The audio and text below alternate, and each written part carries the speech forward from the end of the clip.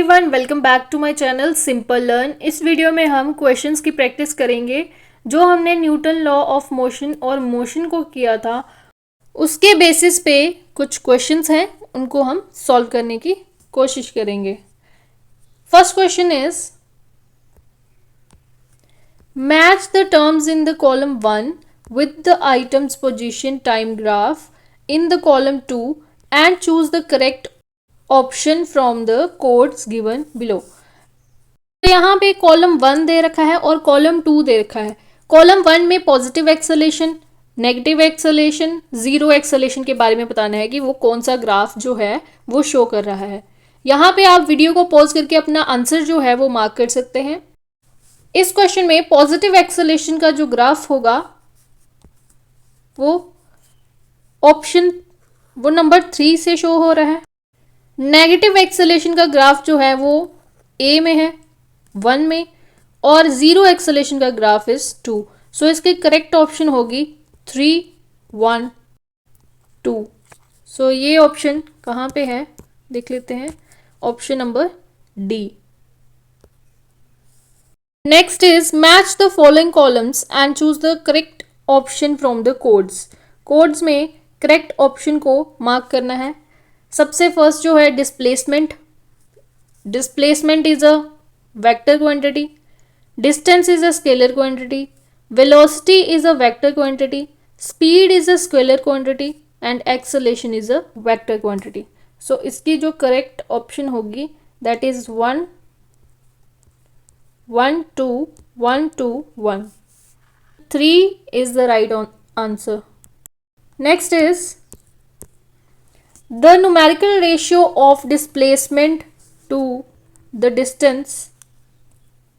Displacement और distance की जो रेशियो है वो किसके इक्वल होगी।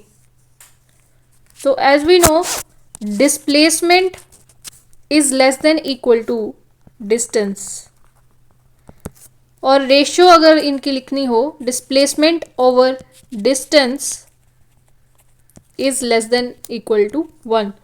सो रेशियो जो होगी वो लेस देन इक्वल टू 1 होगी। इक्वल हो सकती है और लेस हो सकती है 1 से। सो correct answer is number 4। Next is match the terms of column 1 and the items of column 2 and choose the correct option from the codes. इनमें से करेक्ट ऑप्शन जो है उनको मार्क करना है। सबसे फर्स्ट है motion in 1 dimension can be described with. 1 dimension का जो मोशन है वो एक ही डायमेंशन से हम लोग एक ही एक्सिस से बता सकते हैं। सो 1। मोशन ऑफ 2 डायमेंशन का अगर डिस्क्राइब करना हो तो 2 एक्सिस चाहिए, 3 के लिए 3 एक्सिस चाहिए, और an event can be described with frame of reference. अगर हमने फ्रेम ऑफ रेफरेंस भी लिया हो तब भी हम इवेंट को डिस्क्राइब कर सकते हैं। सो इसकी जो करेक्ट ऑप्शन है, करेक्ट आंसर है 1, 3, 2 की जो ऑप्शन है, बी की ऑप्शन 3 है, सी की ऑप्शन 2 है, और डी की ऑप्शन जो है वो 4 है। 1, 3, 2, 4। So correct answer is 1, 3, 2, 4, 4, option number 4।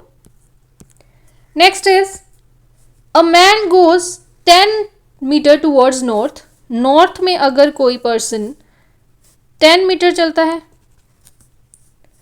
Then 20 metre towards the east.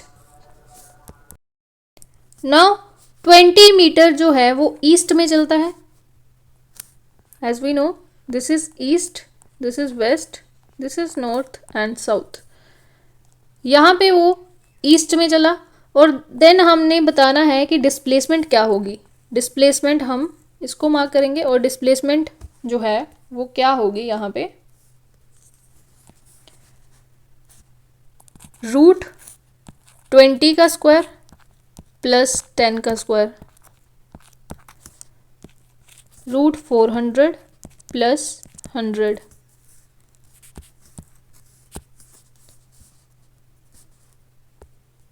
500 root 500 equal to 5 root into 10 √5 क्या होगा, 2.25 मल्टीप्लाई बाय 10, सो इसका आंसर होगा 22.5.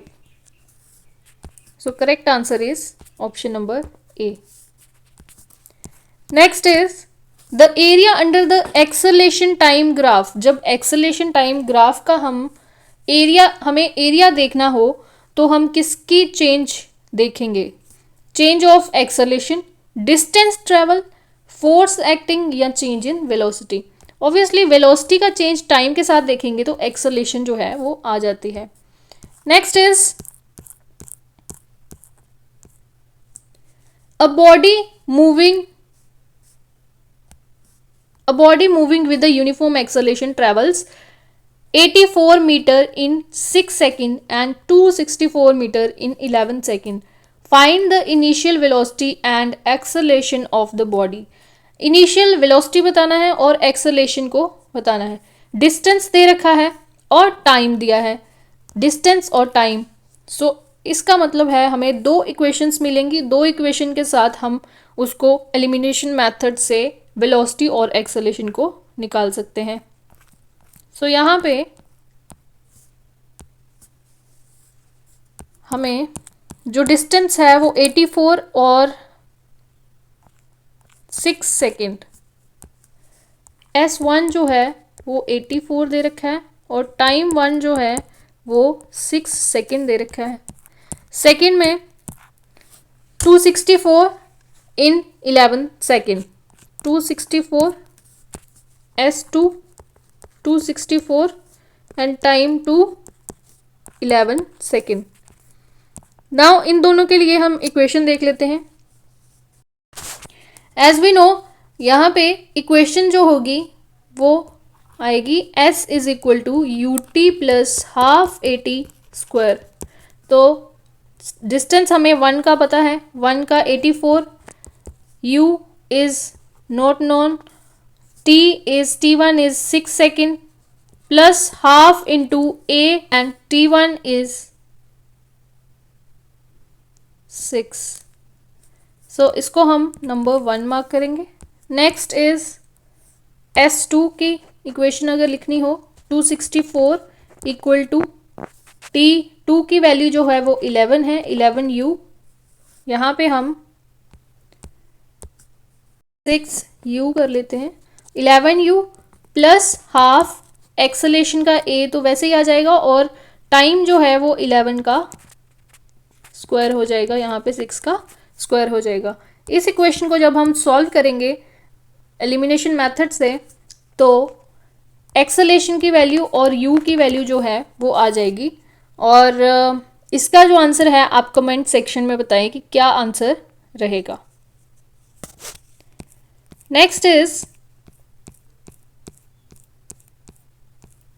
inertia of an object. The inertia of an object tends to cause an object, वो क्या करता है, increase its speed, decrease its speeds to restrict a change in its state of motion or deaccelerate due to friction.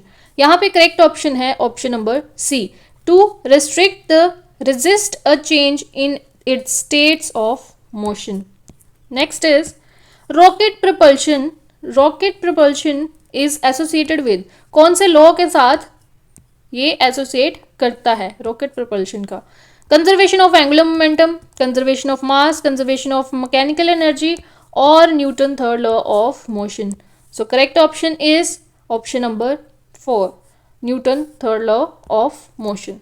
Next is two particles of equal masses are revolving in a circular path of radius r1 and r2 respectively with the same speed. The ratio of their centripetal forces are. Ratio of their centripetal force क्या होगी, centripetal force हमें पता है mv square by r, force is equal to mv square by r.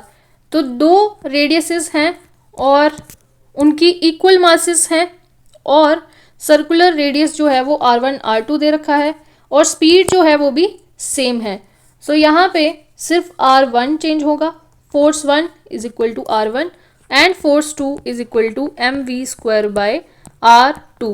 यहाँ पर हम force का जो है वो रेशियो लेंगे तो क्या आएगा, force 1 upon force 2 is equal to m v square by R1 upon m v square by R2।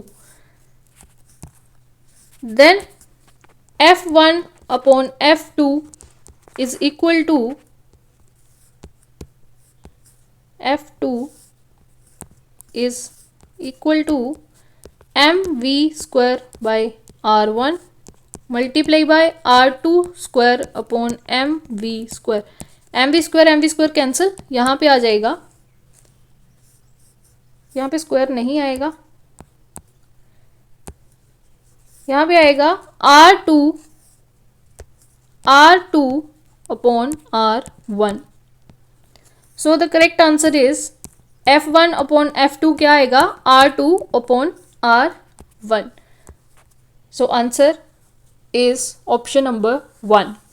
So I hope ये क्वेश्चंस आपको समझ आए होंगे। इसके बाद हम साइंस का नेक्स्ट चैप्टर करेंगे, दैट इज ग्रेविटेशन।